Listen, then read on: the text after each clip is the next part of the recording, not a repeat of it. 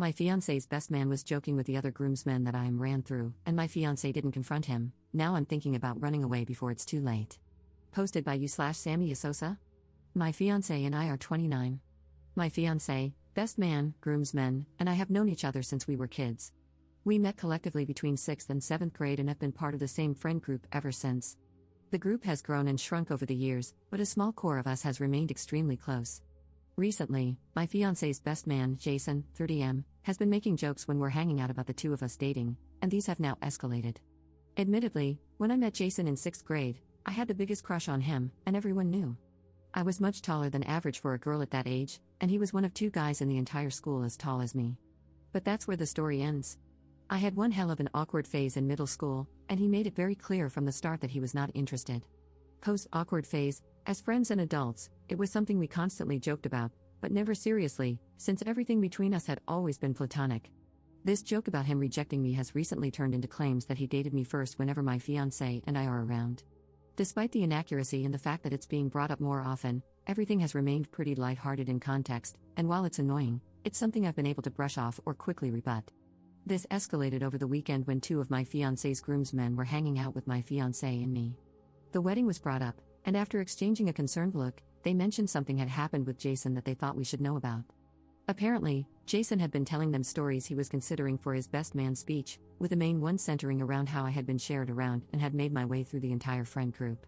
While they kept what was explicitly said fairly vague out of respect for me, they made it clear that Jason had crossed the line and insinuated I had slept with the entire group attending the wedding.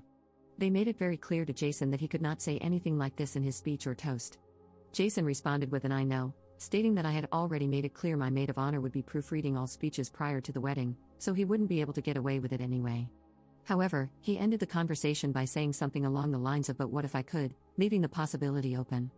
Of all the groomsmen in the party, 6 including Jason, these 2 were the only ones in the core friend group, and the only ones with whom I had any sort of history that could potentially be notable.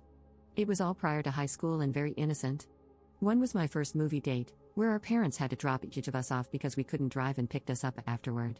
The other was the classic first 6-month relationship in middle school, where it took 6 weeks to muster enough courage to hug each other between classes in the hallway. Sure, we made out, and very middle school level things happened. But we've all laughed about this for over a decade. I wasn't the only girl in this larger friend group, and throughout the years, this sort of thing happened fairly often. Since we grew up in a smaller area, overlap like this was common in every group, even more so as we went through high school. My fiancé is the only one I have seriously dated or had any sort of intimate relationship with in this friend group.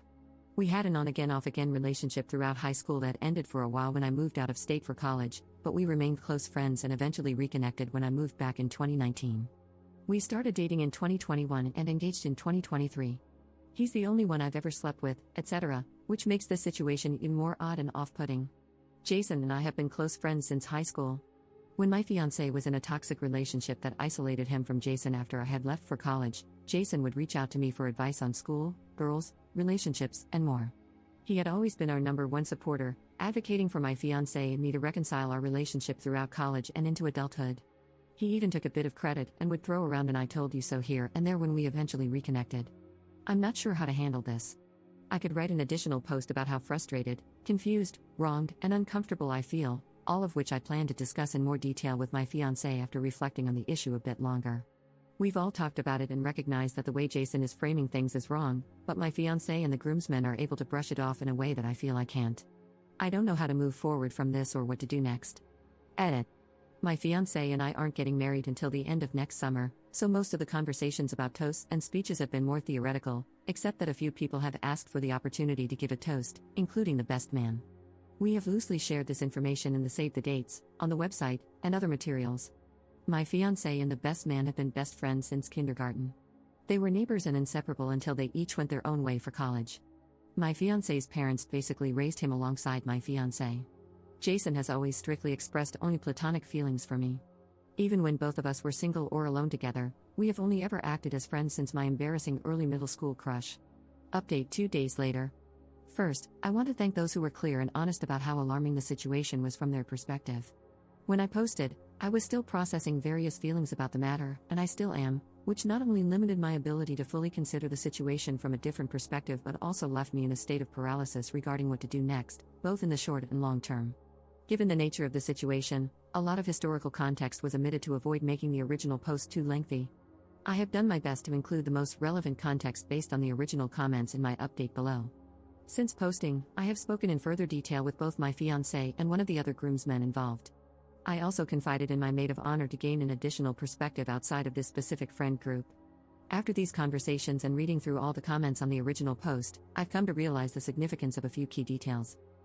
1. Jason has a deep-rooted superiority complex.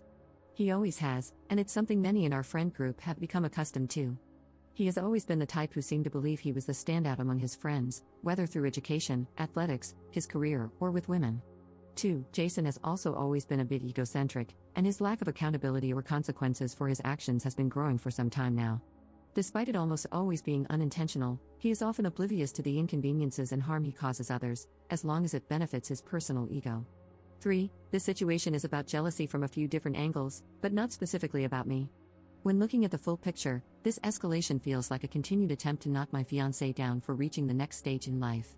Whether that's because my fiancé has reached it before him or has moved on without him, I cannot say for sure. 4. Jason's issues with misogyny have also been escalating alongside everything else. His lack of respect for the women he has dated seems to have worsened. Much of the personal tension between him and me recently stems from his views on women, which have veered into more disrespectful territory, alluding to a growing belief that, due to their gender alone, women are inferior. And 5. The good friend he was to me over the years, kind, supportive, never overstepping boundaries, and always there when needed, can exist alongside this other side of him. These things are not mutually exclusive. Life happens, and people grow, sometimes in opposite directions. So, I spoke in depth with one of the groomsmen to gain further transparency about the situation and what was explicitly said.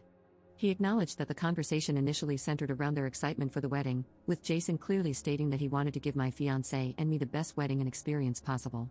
The conversation evolved, and Jason mentioned looking for icebreakers for his speech/toast, eventually bouncing around a variety of distasteful jokes that focused more on my fiancé than anything else. Then, the idea was proposed about explicitly stating that my being passed around the friend group was how they had all remained relatively close since middle school and high school.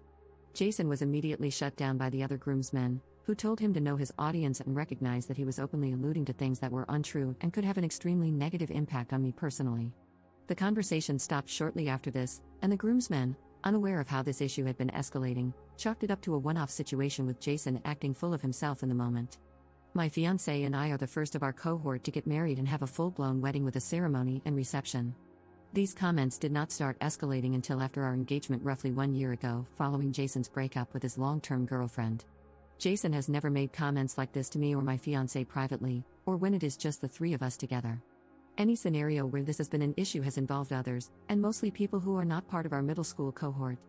This solidified the above points as the main factors behind why Jason acted this way, from my perspective. So, what next? As mentioned in my original post, I spoke with my fiancé in detail about the situation and how I was feeling. When all of this was brought to our attention a few days ago, I brushed it off more than I probably should have in an attempt to protect myself in the moment. I don't blame my fiancé for not having any immediate or strong reaction at the time, because I had avoided one myself. I think it's important to note that Jason is not a day-to-day presence in our lives. While he frequently travels for work that brings him to our area, we live in different states. He hasn't lived in the same area as my fiancé or me since high school. Much of this shift in his personality has happened over the last few years.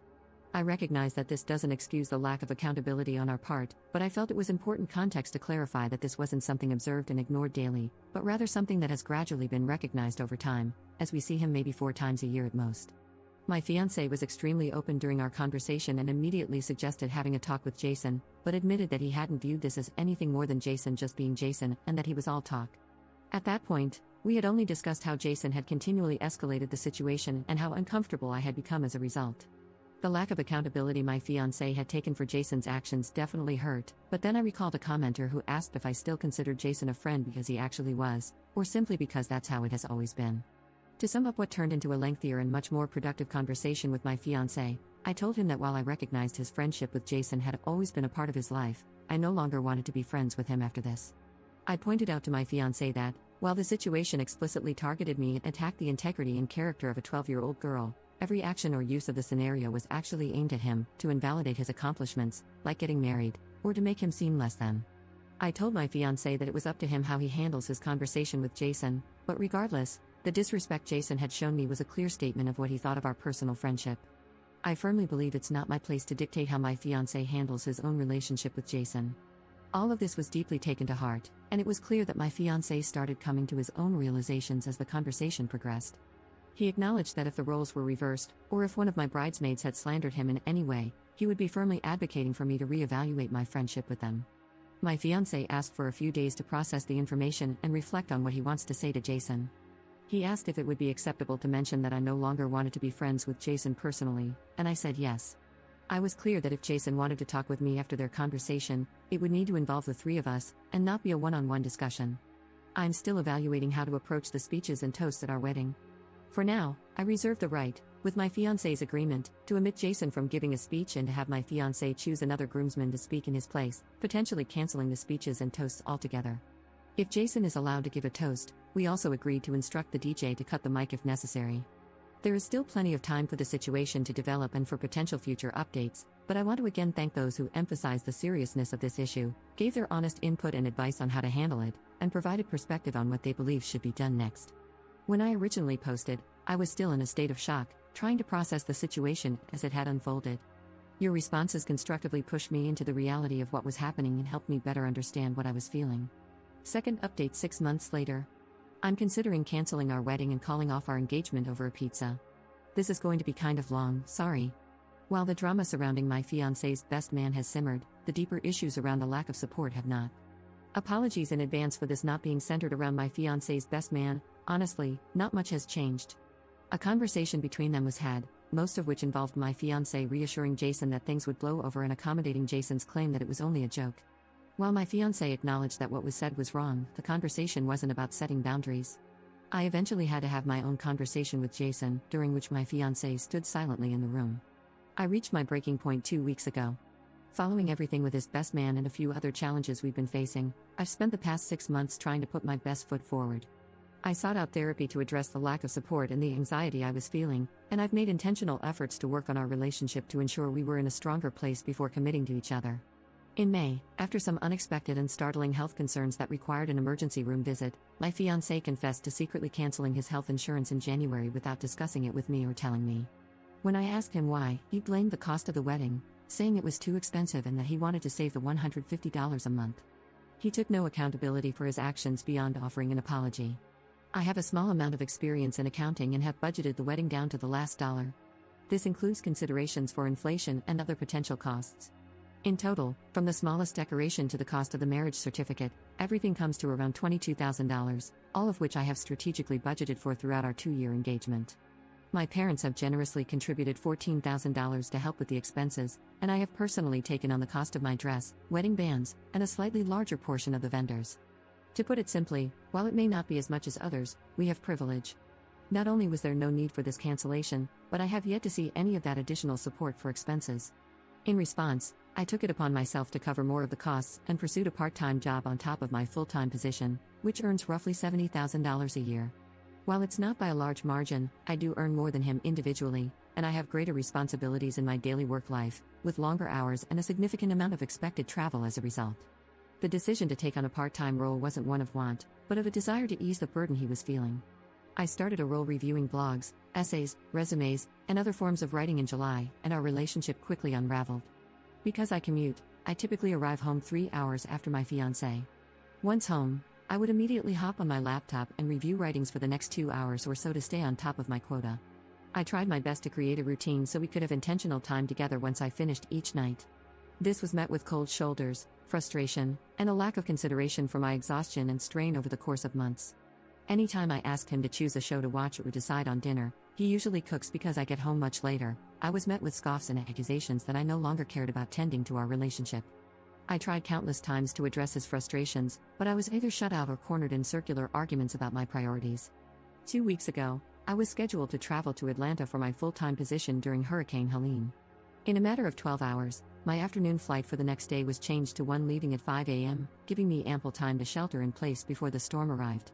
I rushed home to finish packing and prepare for the drive, which was over an hour to the airport.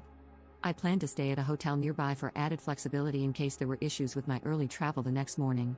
After arriving home, I immediately hopped in the shower and asked my fiancé to order dinner so we could have one last meal together.